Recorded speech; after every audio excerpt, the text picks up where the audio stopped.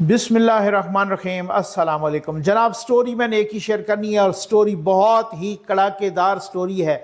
एक ही दिन में नवाज शरीफ के लिए 4 रिलीफ। नवाज शरीफ की सज़ा मुअत्तल हो गई, अब खुल के कैंपेन चलाएं इलेक्शन की। उनकी सज़ा मुअत्तल हो गई, उनके लिए खुशखबरियाँ ही खुशखबरियाँ हैं। और एक ही दिन में खान साहब के लिए बुरी खबरें हैं। वो बुरी खबरें भी मैं आपको सुनाता हूँ। इसी पे बात करनी है। आप जल्दी से चैनल सब्सक्राइब कीजिए और जो घंटी का निशान बना हुआ है उसको जल्दी से जनाब प्रेस कीजिए ताकि हर नई आने वाली वीडियो आप तक पहुँचती रहे। हमारे वाटर प्रोजेक्ट्स अल्हम्दुलिल्लाह चल रहे हैं, अल्लाह के करम और आपके ताउन से चल रहे हैं। व्हील चेयर प्रोजेक्ट्स चल रहे हैं। 6 माह का राशन दे रहे हैं उन 100 घरानों में जिनका कफील या तो फौत हो गया है या फिर वो बेड रिडन है।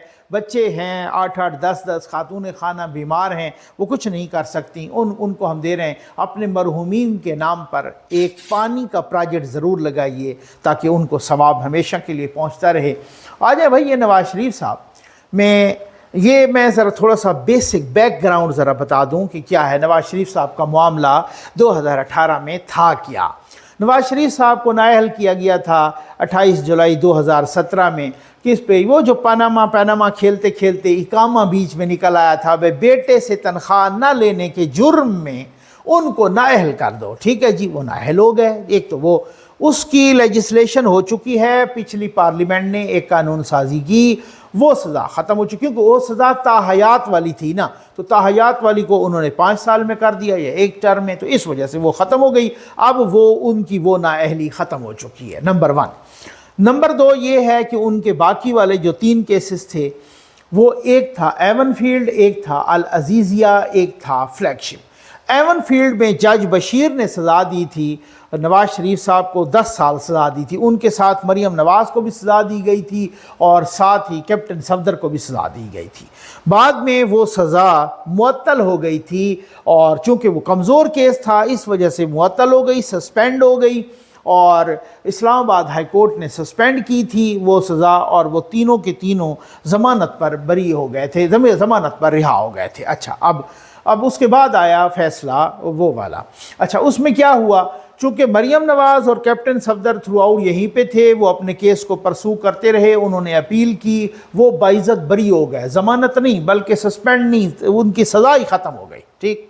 नवाज शरीफ साहब चूँकि लंदन चले गए थे, वो आ सकते नहीं थे, इस वजह से उनकी वो जो सज़ा मुअत्तल हुई थी ना एवन फील्ड में, वो दोबारा बहाल हो गई। अच्छा, एक तो यहाँ हो गया। अब दूसरे केस पे आ जाएँ, अल अजीज़िया और फ्लैगशिप। ये केस का उनको वो जज जो वो मलिक साहब थे, वो अल्लाह बख्शे फौत हो गए, वो जनाब उन्होंने सज़ा दी थी नवाज शरीफ साहब को और 7 साल की सज़ा दी थी अल अजीज़िया में। फ्लैगशिप में उन्होंने इनको बरी कर दिया था। अच्छा, अब समझ आ गई है? ठीक है। अच्छा, अब इस अल अजीज़िया में मरियम नवाज़ साहबा या कैप्टन सफदर साहब ये साथ नहीं थे, अकेले नवाज शरीफ को सज़ा हुई थी। उसके बाद क्या हुआ? उसके बाद ये हुआ कि नवाज शरीफ साहब तो बाहर चले गए। अच्छा, इस दौरान तोशा खाना का केस भी खुला कि जी उन्होंने गाड़ियाँ ली वगैरह वगैरह। उनको उसी तरह से वो जब वो बाहर चले गए थे नवंबर 2019 में, तो वो जनाब जब बाहर गए तो वो फिर जो है ना उनका वो तोशा खाना केस में वो आ तो सकते नहीं थे। जो किसी कोई भी केस खुले कोई ना आ सकता हो तो ज़ाहिर वो इश्तिहारी हो जाता है, तो कोई तोशा खाना केस में वो इश्तिहारी हो गए थे। अब ये 3-4 मामलात ऐसे थे। आज वो तोशा खाना केस में गए हैं जज बशीर की अदालत में और उनका वो इश्तिहारी वाला जो स्टेटस था वो भी मुअत्तल हो गया है। उनको ज़मानत भी मिल गई है और कोई नवंबर की कोई डेट डली है कि जनाब 20 नवंबर है या जो भी है उसमें आप आएंगे, तो बहरहाल वो उसमें वो ख़त्म हो गया फ़िलहाल केस। ठीक। उसके बाद इस्लामाबाद हाई कोर्ट में आए हैं तो इसमें उनकी ज़मानत एवन फील्ड में और अल अजीज़िया में 2 दिन की मज़ीद आगे वो सिलसिला हो गया है। ठीक हो गया, उसमें 2 दिन का मज़ीद आगे चला गया। अच्छा, उसके बाद आप आ जाएं, सबसे बड़ा रिलीफ जो नवाज शरीफ साहब को मिला है वो पंजाब हुकूमत से मिला है और पंजाब हुकूमत ने उनकी सज़ा मुअत्तल कर दी है। जो अल अजीज़िया में उनको सज़ा मिली थी वो मुअत्तल हो गई है। ठीक है। अच्छा, अब उसमें आप कहेंगे कि वो कैसे हो गई है? नवाज शरीफ साहब ने उनको दरख्वास्त दी और प्रोविंशियल हुकूमत CRPC क्रिमिनल प्रोसीजर एक्ट जो फौजदारी ज़ाब्ता फौजदारी है, CRPC में ये है जनाब कि उसका सेक्शन नंबर है 401 جو قانون کے طالب علم ہیں وہ جانتے ہیں، وکلا کو تو ویسے بھی ازبر ہوتا ہے، ٹھیک ہے نا۔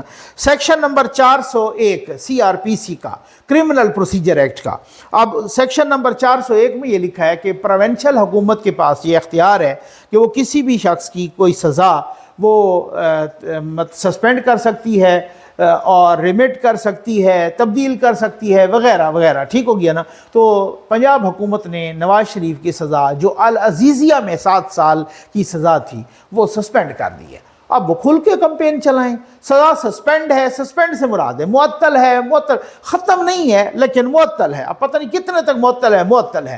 اس میں پروونشل گورنمنٹ کوئی کنڈیشن بھی لگا سکتی ہے، کنڈیشن کے بغیر بھی کر سکتی ہے، ٹھیک ہے نا۔ وہ کنڈیشن جو اس بندے کو قبول ہو وہ والی کنڈیشن کے بغیر بھی کر سکتی ہے، ان کا پراگیٹو ہے، ان کو آئین اور قانون نے، یہ قانون CRPC نے ان کو پراگیٹو دیا ہے، ان کا اختیار ہے۔ پنجاب حکومت نے نواز شریف کی اس میں سزا معطل کر دی ہے، ٹھیک ہے جی۔ اچھا، اب اس کے بعد کیا ہے؟ اب اس کے بعد آ جائیں جناب کہ یہ سزا تو ہو گئی معطل، اور یہ اختیار ہے پروونشل گورنمنٹ کا، یہ اختیار ہے اور نواز شریف نے۔ اب بہت ساری چیزیں ہیں نا، بہت ساری چیزیں ہیں کہ جناب یہ اگر اختیار ہے تو کوئی اور قیدیوں کے لیے بھی اختیار ہے، ان کا پراگیٹو ہوتا ہے۔ پراگیٹو سے مراد یہ ہے کہ ان کا ڈسکریشنری پاور ہے، ان کی مرضی، وہ جس کی سسپینڈ کریں نہ کریں یہ ان کی مرضی ہے، وہ اس کو اس حوالے سے ہو سکتا ہے وہ کورٹس مورٹس میں کوئی جائے، لیکن یہ قانون میں لکھا ہوا ہے۔ اچھا، اب آ جائیں جناب دوسرے ایون فیلڈ، ان کی ضمانت یہاں پہ توسیع ہو گئی ہے 2 دن کی اسلام آباد ہائی کورٹ۔ اسلام آباد ہائی کورٹ میں وہ فیصلہ جو ایون فیلڈ کا فیصلہ تھا، جس میں مریم نواز اور جس میں جناب کیپٹن صفدر وہ بھی، اور جس فیصلے میں لکھا ہوا کہ نیب، لکھا ہوا ہے اس فیصلے میں، پڑھ لیجئے گا کہ نیب نواز شریف پر کسی قسم کی کک بیکس اور کرپشن ثابت نہیں کر سکا، اسی وجہ سے تو فیصلہ یہ فوراً اڑ گیا تھا، اتنا کمزور فیصلہ تھا۔ اور میرا خیال ہے وہ تو 2-3 پیشیاں لگیں تو وہ تو ایک پریسیڈنٹ بنا ہوا ہے اسی فیصلے میں، جب شریک مجرم ملزمان بری ہو جائیں تو پھر وہ ڈیفینیٹلی اس کو تو ایک پریسیڈنٹ کے طور پہ، ایک وکیل اس کو تو دلیل کے طور پہ پیش کرتا ہے کہ اس میں تو شریک ملزمان بھی بری ہو گئے ہیں، تو وہ کیس بڑا کمزور ہے اور وہ کیس اڑ جائے گا 2-4 پیشیوں میں۔ باقی رہا کہ اگر وہ کیس نہیں اڑتا یا وہ لمبا چلتا ہے تو ان کی سزا سسپینڈ ہوئی ہے، ان کو کسی نے کوئی، اگر یہاں اسلام آباد ہائی کورٹ میں سزا سسپینڈ نہیں بھی ہوتی تو پنجاب حکومت نے ان کی سزا سسپینڈ کر دی ہے، وہ کھلا خیر سے گھومیں پھریں، وہ جناب پھر جو ہے نا ساتھ ہی اور الیکشن میں کمپین بھی چلائیں، جلسے بھی کریں وغیرہ وغیرہ۔ ادھر سے جو توشہ خانہ والا کیس تھا وہ ان کا جو ہے نا، کچھ لوگ بڑے چھلانگیں مار رہے ہیں اور کچھ لوگ بڑی چیخ رہے ہیں اور شور کر رہے ہیں کہ یار یہ کیا ہے، کہ یہ تو کسی کو سہولت کاری کے مترادف ہے۔ میں صرف اتنا کہوں گا کہ اس وقت مجھے یاد ہے کہ جب یہ معید پیرزادہ صاحب جو مالشیا پالشیا آج تو امریکہ میں بیٹھ کے وہ بڑی باتیں کر رہا ہے، کرتے ہی ایسے ہی ہیں، ہاں بالکل۔ یہ کل میں سن رہا تھا اعتزاز احسن صاحب کا بیان، انہوں نے کہا یہ عمر عطاب بندیال کو تو کٹہرے میں لانا چاہیے جنرل باجوہ کے ساتھ، انہوں نے تو ساری خچ ماری ہے، میرے تعلقات بھی بڑے ہیں لیکن ان کو سزا دینی چاہیے۔ یہ یوتھی ہیں کہ جب کوئی خدا نہ خواستہ مر جائے، جب کوئی چلا جائے ریٹائر ہو کے، جب کوئی ان کو پتہ چلنے کہ اب یہ ہمارا کوئی کچھ نہیں کر سکتا، یہ اس کے پیچھے بولتے ہیں، یہ بہادر اتنے ہیں ماشاءاللہ، ٹھیک ہو گیا نا۔ اچھا، اب یہ وہ خود جو ہے نا انہوں نے اعتزاز احسن صاحب نے جو ہے نا مدد کر دیا کہ ان کو یہ وہ ہونی چاہیے۔ اچھا، اب آ جائیں کہ بھائی اس کی سہولت کاری ہو رہی ہے، وہ مجھے یاد ہے معید پیرزادہ سے مطیع اللہ جان صاحب نے پوچھا تھا، غالباً انہوں نے کہا کہ یہ نواز شریف کو میں نے اس وقت بھی کہا تھا کہ یہ جو سزا ملی ہے یہ بڑی غلط ملی ہے۔ آج علی محمد خان صاحب جیسے لوگ بھی کہہ رہے ہیں کہ یہ بہت غلط ہوا ہے، اور بھی بہت سارے لوگ کہہ رہے ہیں کہ یہ غلط۔ اس دن میں سن رہا تھا آپ کو، بلکہ میں نے سنایا بھی ہے کہ وہ جو مروت صاحب ہیں، جو شیر افضل مروت صاحب عمران خان کے وکیل، وہ بھی کہہ رہے ہیں کہ اگر اس وقت نواز شریف کی سہولتیں ان کو بھی ملنی چاہیے، اور عمران خان نے غلط بات کی تھی قانونی طور پہ کہ ان کا میں AC اترواؤں گا اور ان کی سہولت، اب ان کو سمجھ آ گئی ہے، ٹھیک ہے۔ اور بہت سارے لوگوں نے کہا کہ یہ غلط ہوا ہے، قانونی اور آئینی ماہرین نے بھی کہا کہ نواز شریف کو جو سزائیں دی گئیں، جو پناما کھیلتے اقامہ کیا گیا ہے، جو یہاں پر ایک نگران جج کو مقرر کیا گیا جسٹس ایجاد الحسن کو، اور باقی بھی اس طرح سے، تو وہ ساری سزائیں غلط تھیں اور وہ غلط کیا گیا، وہ ظلم کیا گیا۔ تو اس ظلم کو آخر ریورس کیسے کیا جائے گا؟ ایسے ہی کیا جائے گا نا، یہی طریقہ کار ہے کہ اگر غلط، میاں صاحب کی شرط بھی یہی تھی کہ وہ ظلم جس نے کیا ہے وہی ریورس کرا کے دیں، چاہے وہ اسٹیبلشمنٹ ہے چاہے وہ عدلیہ ہے، وہی ریورس کرا کے وہی قانونی طریقے ہی اختیار کر رہے ہیں. انہوں نے گن تو نہیں رکھی ہوئی، انہی عدالتوں میں جا رہے ہیں اور انہی عدالتوں سے مطلب وہ عدالتیں اگر ان کو سزا دیں تو وہ ٹھیک ہیں، اور وہی عدالتیں اگر ان کو بری کریں تو وہ غلط ہیں. یہ منافقت کا آخری درجہ ہوگا میرا خیال ہے، ٹھیک ہے نا. تو یہاں پہ یہ اس طرح کی وہ اگر اس وقت ان کو سزا دینا غلط تھا تو اب اس سزا کو ریورس کرنا سہولت کاری کیسے ہے؟ یہ سہولت کاری تو نہیں ہو سکتی نا. ہاں اگر اس وقت سزا دینا ٹھیک تھا اور پھر اس کے بعد اب ان کو وہ سزائیں ختم ہو رہی ہیں تو یہ غلط ہو سکتا. اس وقت سارے کہہ رہے تھے کہ یہ سزائیں غلط دی گئی ہیں، اور اگر اس وقت سزائیں غلط دی گئی ہیں تو اب وہ بری ٹھیک ہو رہے ہیں نا. پھر سمجھ آ گئی نا آپ کو؟ اچھا اب یہ تو خان صاحب کے لیے بری خبریں ہیں. خان صاحب نے کہا تھا میرا جیل کا ٹرائل انہوں نے چیلنج کیا ہوا تھا، پہلے بھی اس کو وہ ریجیکٹ کیا گیا، پھر انٹرا کورٹ اپیل کی انہوں نے. آج وہ جسٹس گل حسن اورنگزیب صاحب اور جسٹس سمن رفعت صاحبہ ان پر مشتمل تھا، 2 رکنی بینچ، یہ ڈویژن بینچ تھا، اور انہوں نے دوبارہ وہ استدعا مسترد کر دیے کہ نہیں جی آپ جیل میں ہی رہو، ادھر ہی آپ کی سیکیورٹی ہے، سیفٹی ہے، ادھر ہی ٹرائل ہوگا. تو وہ خان صاحب کے لیے اور بھی بری خبریں تو روز ہی ان کے ساتھ ان کے آ رہے ہیں. پوری تحریک انصاف اندلیب عباس جو ہے نا پارٹی چھوڑ گئی، استحکام پاکستان پارٹی میں جا رہی ہیں، ٹھیک ہے جی.